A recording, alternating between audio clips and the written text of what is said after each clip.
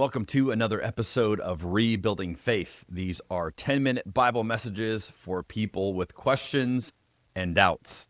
And today we have made it to chapter 10, my friends. We've made it. We're moving right along through the Gospel of John.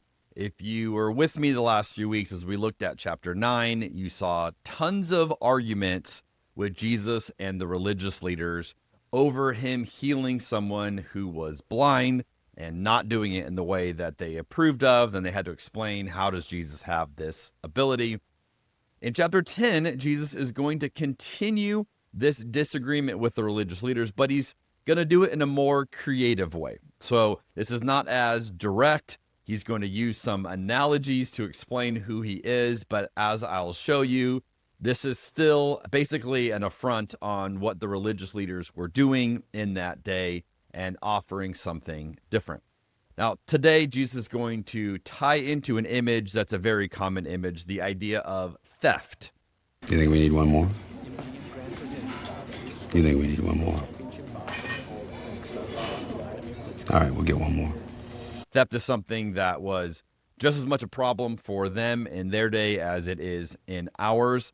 In fact, recently you likely have seen the thieves that stole $102 million worth of crown jewels from Paris's Louvre Museum in under 8 minutes. This became a huge news point, as you can imagine, and everyone wondered, how on earth do you get away with this? How on earth was this even possible? Theft is a fear that everyone lives with, no matter how much you have, how little you have. You are afraid of losing that which you do have, and it is a fear probably just of being a human, probably something we can all relate to. And so Jesus is going to tap into this image, this very human emotion or concern, as he explains who he is and the role that he wants to play in our lives today. So this is John chapter 10, beginning in verse 1. I tell you the truth. Anyone who sneaks over the wall of a sheepfold, rather than going through the gate, must surely be a thief and a robber. But the one who enters the gate, through the gate, is the good shepherd of the sheep. The gatekeeper opens the gate for him, and the sheep recognize his voice and come to him. He calls his own sheep by name, and he leads them out. And after he has gathered his own flock, he walks ahead of them, and they follow him because they know his voice. They won't follow a stranger. They will run from him because they don't know his voice.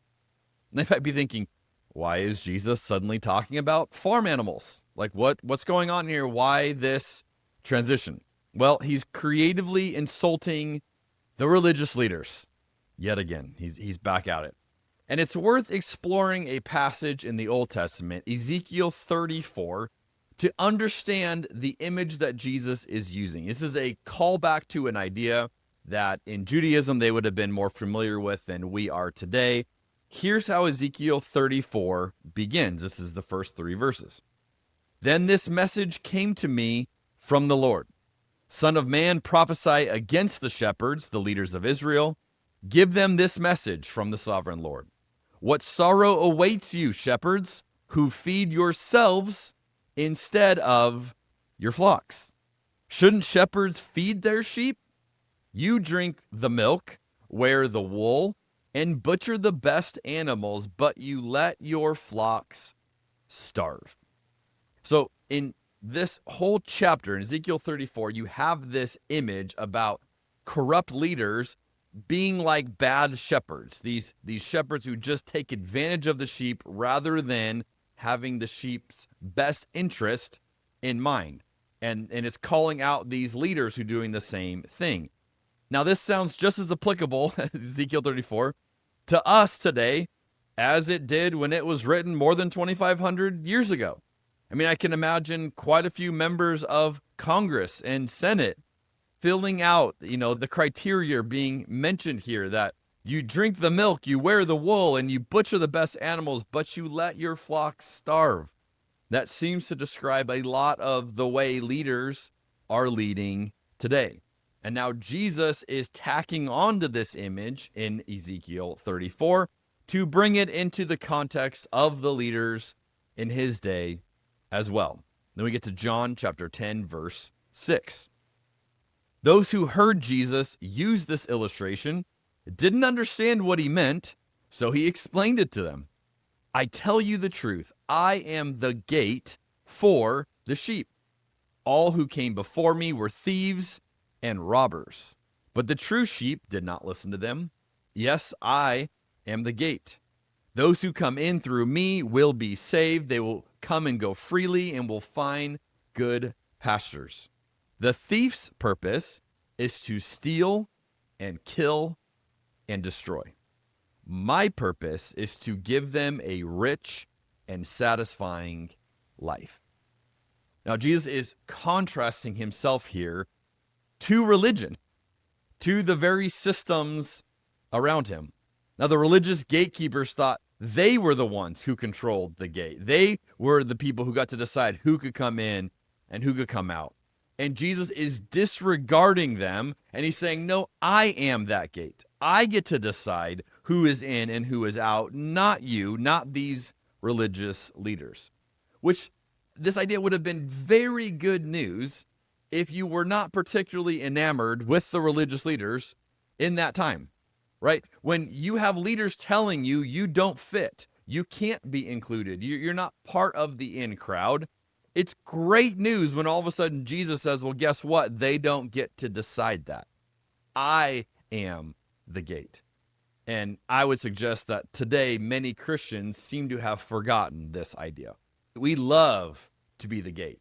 We love to decide what sins you can do and can't do and what you can't do to be a Christian. And we make these statements all the time. You can't be a Christian or you can't be a Christian and believe, right? We say these kind of ideas. These are us trying to be the gate. Unless you go through the way I say, unless you do things the way I tell you, you're not really a Christian, or you're not really even saved. And yet Jesus is saying just the opposite. You are not the gate. He is the gate. Now notice the purpose that Jesus says as he defines it for us in verse 10. My purpose is to give them a rich and satisfying life. That's the purpose of Jesus. Many versions, depending on which version you're reading, will say a life in abundance, which means that following Jesus should cause you to come alive. And it should cause you to thrive. And it should cause you to be the fullest version of who you are, which is not what religion often produces, right? Religion often makes you conform, makes you fit in, makes you mute down versions of yourself in order to be a part of the community and not stand out. And yet what we're seeing is Jesus offering something very different. Jesus offering you the chance to be fully you, the you that he created you to be. Why are you smiling like that? I just like to smile. Smiling's my favorite. And it's often at odds with the role of religion. So we don't live in fear of God or fear of hell, of not being enough or not fitting in right or not believing the right way.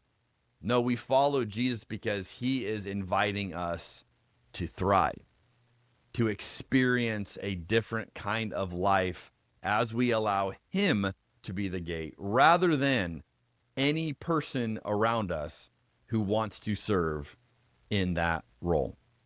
I'll close with something that the author Ann Voskamp has said that I think is such a beautiful image. She writes this: abundance is not something to be attained. It is something to be awakened to. And I think that's a great way to describe what happens when you understand the invitation Jesus makes in this passage for him to be the gate and him alone. I'll see you next week on Rebuilding Faith.